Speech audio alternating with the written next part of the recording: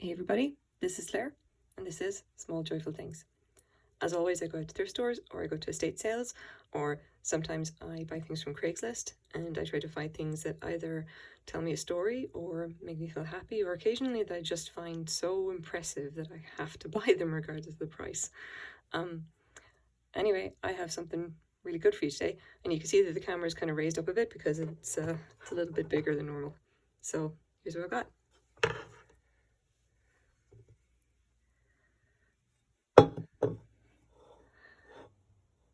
Okay, I hope you guys can see this properly. This is such an impressive bowl, and it's just so big.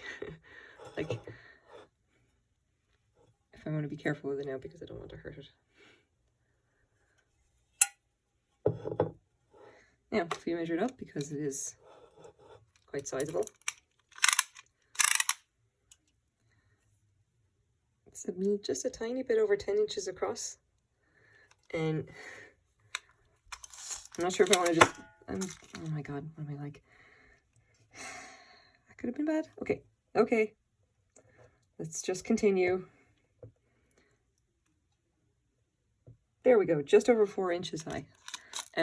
This is actually too big. There was no way I was going to actually try and pick it up and try and measure it just to show you guys from the side, because it doesn't look it, but it's a little bit heavier, and this is definitely a bowl that I do not want to damage. So if you actually hold it up, you can see that it's pressed glass. It has these amazing pattern in opalescence. And it's all through it. The actual color here on the inside is this very subtle kind of like aqua blue.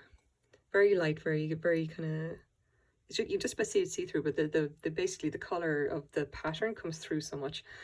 There is an opalescent glass on the rim, and obviously it's ruffled as well.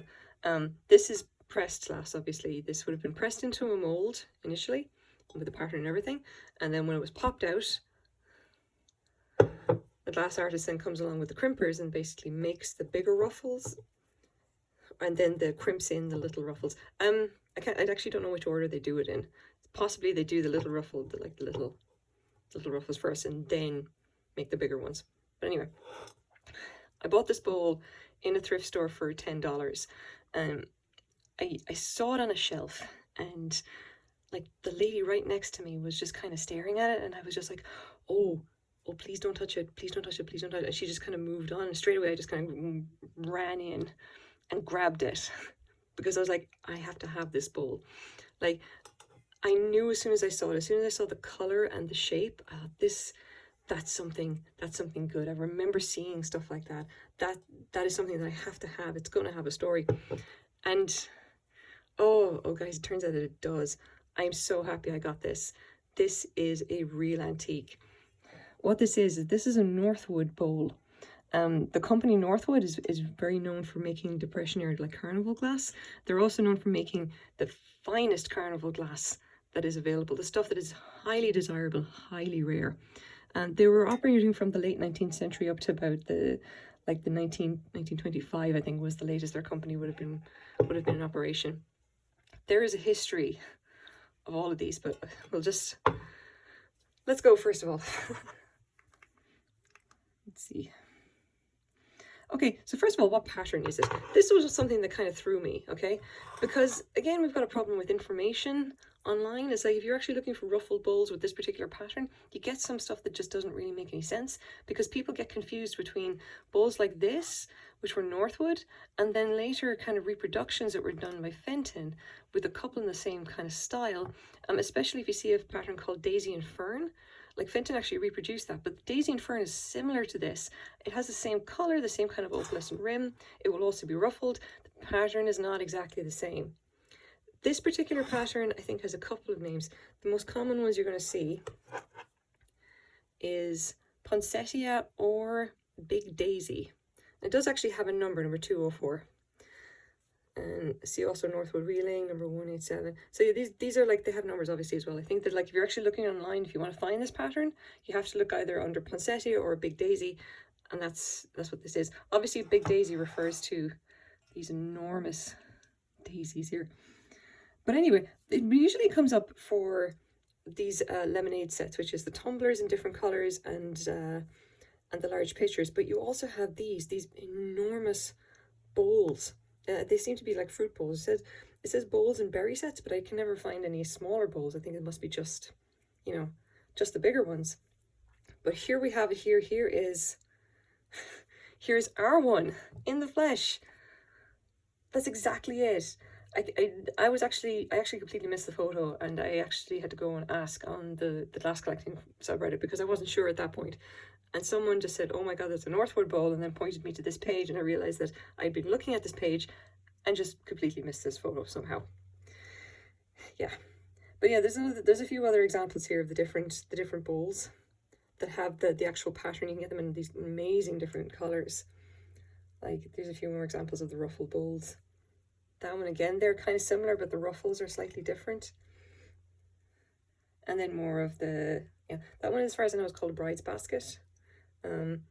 Might be a bit smaller than this, I'm not sure. And yeah, there you go.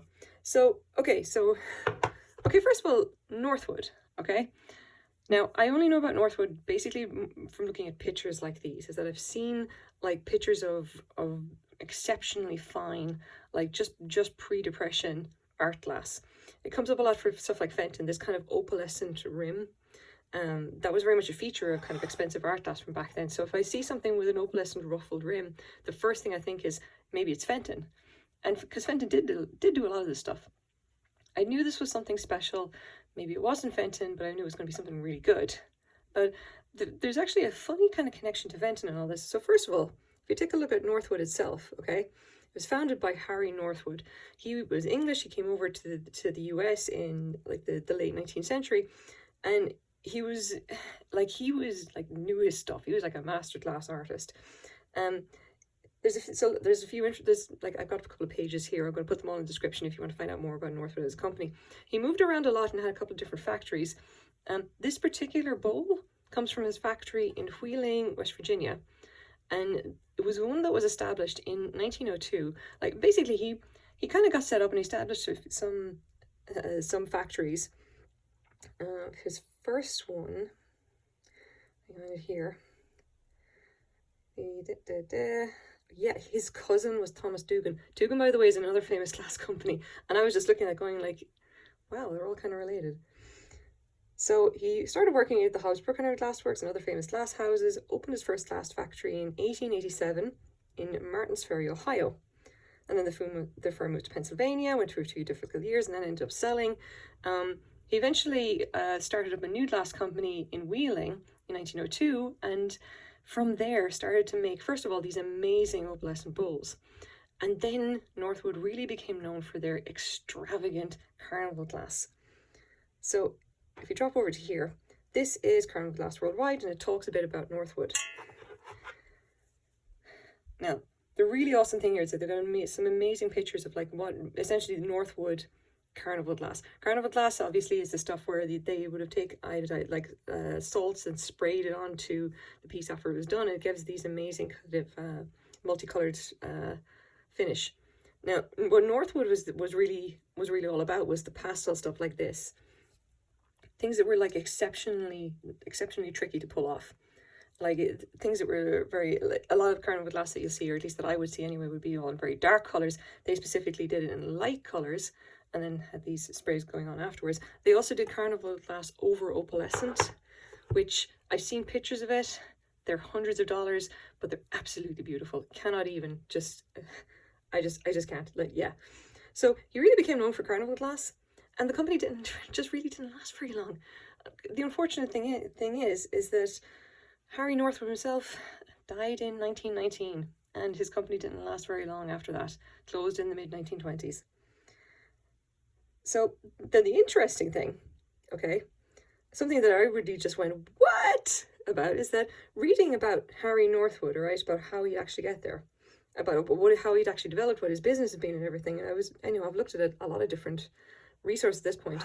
Here's the thing that got me on Collectors Weekly.